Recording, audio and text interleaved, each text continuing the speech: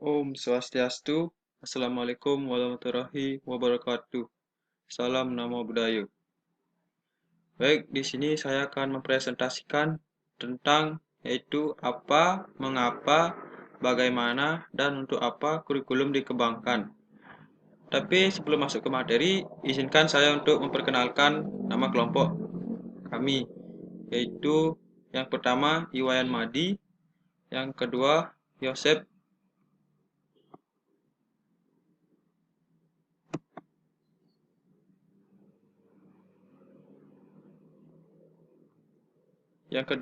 Bartolomeus Dwi Yulianto, dan yang terakhir saya sendiri, Khalid Nova Juniarta.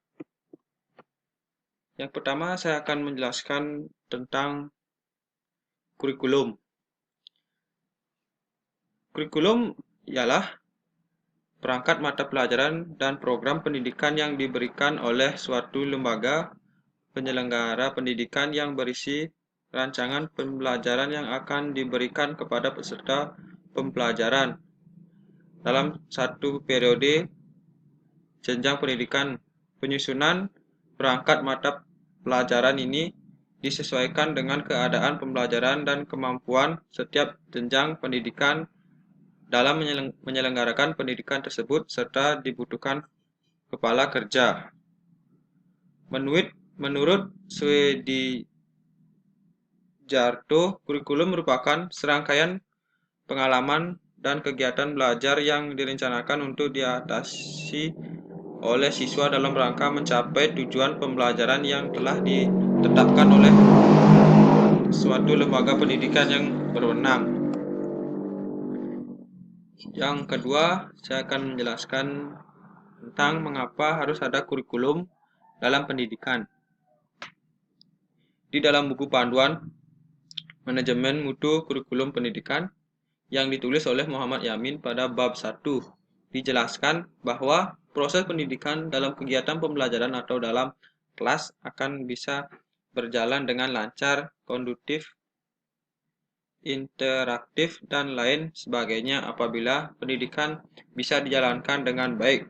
Ketika kurikulum menjadi penyangga utama dalam proses belajar mengajar, kurikulum mengandung sekian banyak unsur konstruktif supaya pembelajaran berjalan dengan optimal. Sejumlah pakar kurikulum berpendapat bahwa jantung pendidikan berada pada kurikulum. Menurut Profesor Dr.S. Nasution, MA, mengatakan bahwa masa depan bangsa terletak pada tangan kreatif generasi muda. Mutu bangsa di kemudian hari bergantung pada pendidikan yang dinikmati anak-anak saat ini, terutama dalam pendidikan formal yang diterima di bangku sekolah. Apapun yang akan dicapai di sekolah harus ditentukan oleh kurikulum sekolah. Jadi, barang siapa yang menguasai kurikulum, maka memegang peran penting dalam pengaturan nasib bangsa dan negara ke depannya. Menurut A. Ferry D. Indratno mengatakan bahwa kurikulum adalah program dan isi dari suatu sistem pendidikan yang berupaya melaksanakan proses akumulasi pengetahuan antar generasi dalam masyarakat. Bila ditarik benang merah, maka kurikulum dapat dipahami berbagai alat sentral bagi keberhasilan pendidikan.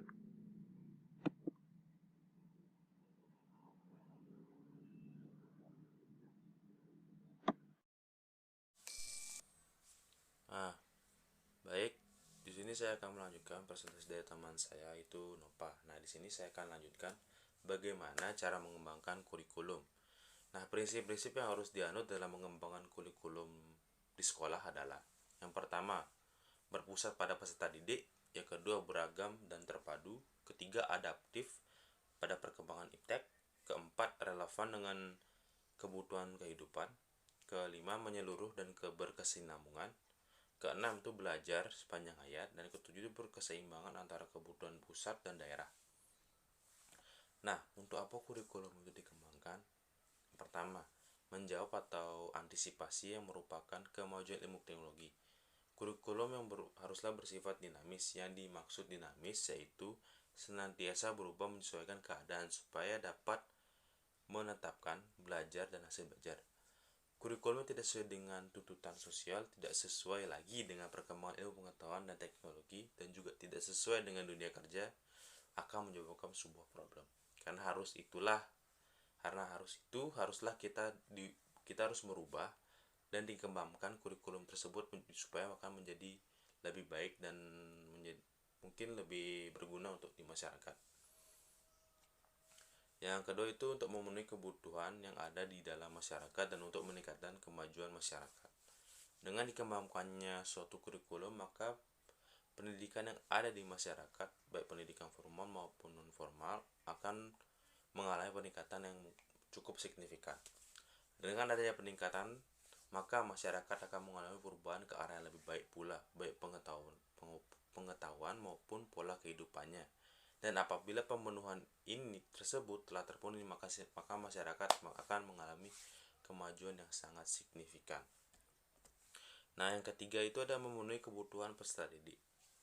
Perubahan cara pandang kurikulum dari kurikulum sebagai alat menjadi kurikulum sebagai tujuan atau akhir yang akan dicapai. Karena hasil belajar yang diharapkan merupakan dasar dari perencanaan dan perumusan berbagai tujuan kegiatan pembelajaran.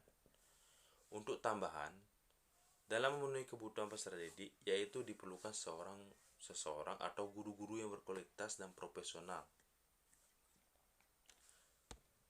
yang telah terdidik dengan teramat baik. Nah, mungkin itu saja presentasi dari kelompok kami. Mohon maaf jika ada salah kata atau tindakan, mohon dimaafkan.